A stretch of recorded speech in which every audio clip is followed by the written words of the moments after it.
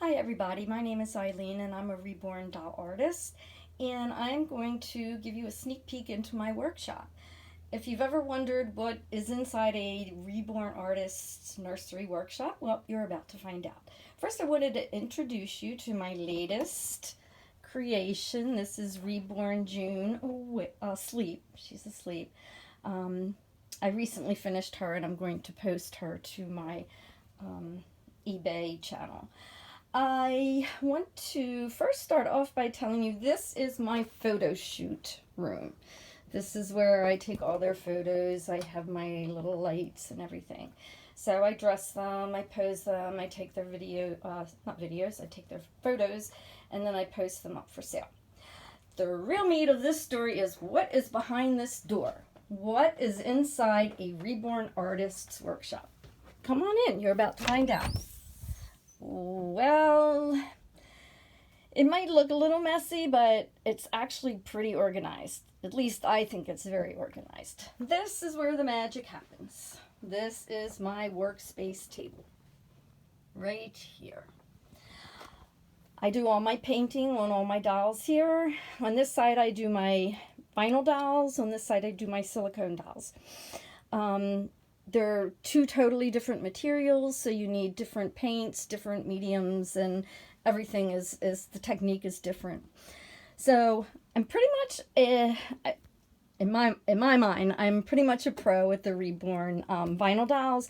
The silicone dolls is another story. I just recently started doing them, and I'm still on that learning curve. It's just totally different. So let me get into this. This is where I do all my painting of my vinyl dolls. These are my racks. I have two of them. I use Genesis heat set paints. These are the paints that I use the most.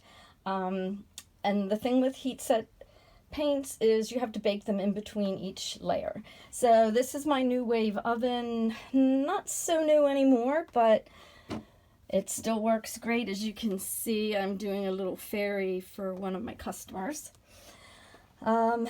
So when I first take the doll out of the kit, I, prep it, clean it, and actually the rag is here, and I use soap and water and wash it first, and then I use the rubbing alcohol and just clean it off real good.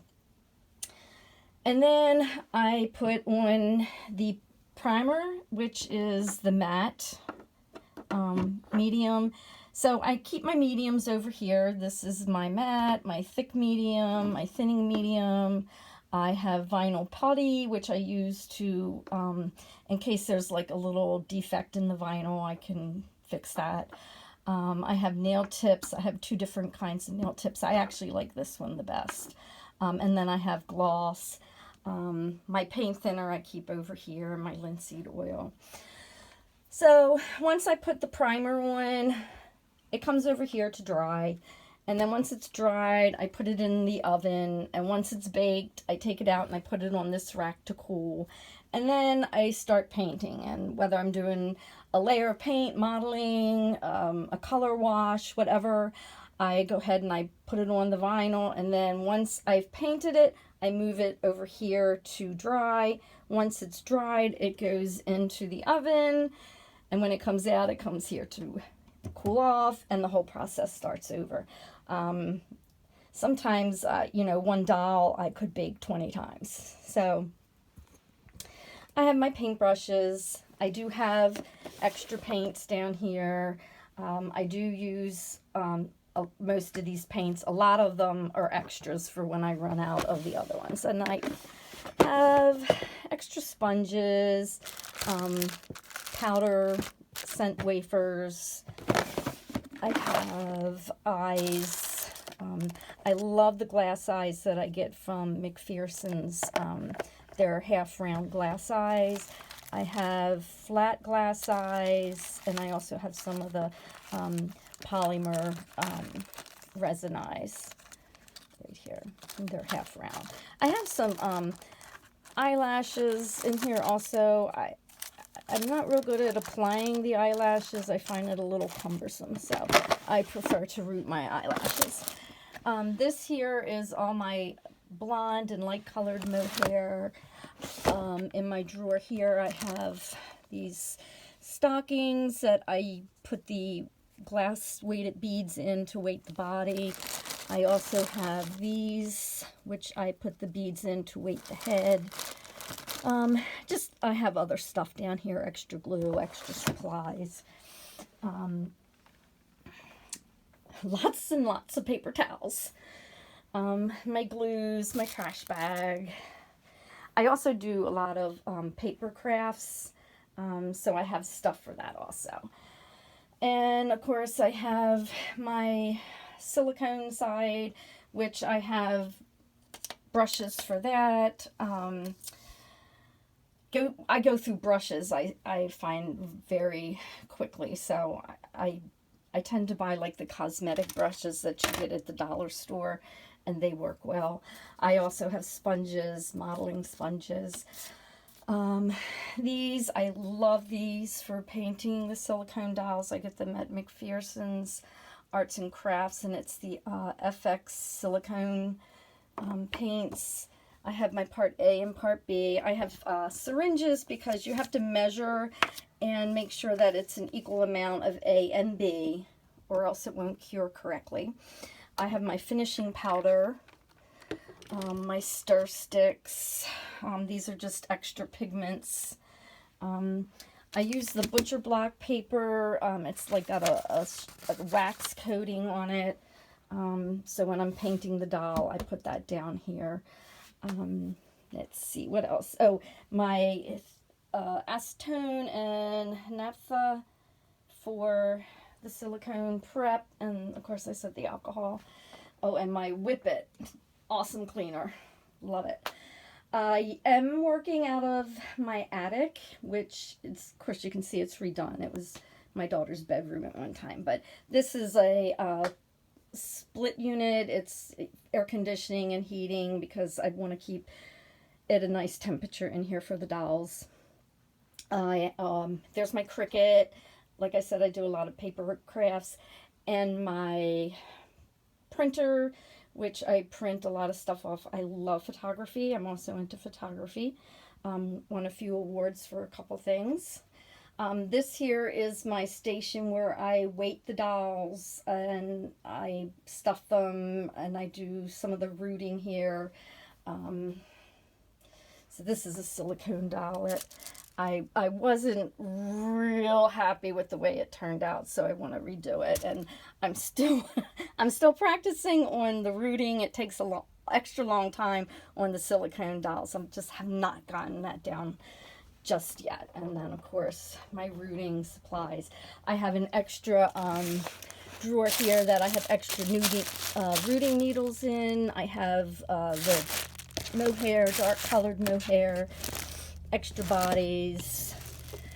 I have all my COAs for all my kits that I haven't done yet. I make my own cards and birth certificates, wrapping paper, and this is where I wrap the extra little goodies that I put in the boxes to send home, and I wrap the baby in a blanket.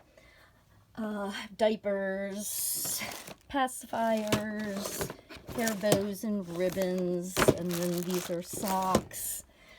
I have another little tray over here that this is an authentic Reborn, newborn scale. I'm a nurse, and I did home care for medically fragile children and infants, so this was the scale that I used. So it measures the weight down to the ½ ounce, also to see how long the baby is. So when I post on my postings for sale, I can give you the accurate length and weight. I do like to open nostrils, so I have my drill, hats, just some extra clothes. This is one of my favorite photographs of a little prairie dog, really cute, that I took. Of course, a rose and all, and there I am. I have lots and lots of kits ready for me to paint and bring to life. So I keep them all over here. I have drawers of clothes. This is newborn girls. This is newborn boys. And extra like onesies and things like that. I have blankets because every baby comes home with a blanket. And this here are my dolls that are for sale. So when I'm all done, I put them in their boxes with what's going home with them. Once the doll sells, and I print out the label on here, and I wrap everything up and I ship them out. I don't know, did I show you the polyfill that I use? I buy the 5-pound box. And then, of course, the weighted glass beads, and I have 2 more boxes over there. And I think that's it. This is my cradle. When I was a little girl, that's what I kept my dolls in, and now I just have, like, photo props, like the little stuffed animals and some books, and because I've done some toddlers and had them posed as reading books. So that is a brief view into my workshop. So hopefully I will be able to do a lot more videos, and I'll show you tips and tricks, and maybe do a video on painting a doll from start to finish, and rooting tips, and just the difference between reborns and realborns and silicone and things like that. So I hope to see you all here. If you liked this video, hit like. Hopefully my next videos will be a lot better, and hopefully I will be able to be in some of the videos. So, and you can subscribe if you want to follow my future videos. Just hit the little subscribe button down below. It's free. As long as you have a Google account, you have a YouTube channel, and then you can subscribe to any channel for free. So I appreciate and thank you all for watching this video, and hope to see you all soon. Thanks. Bye-bye.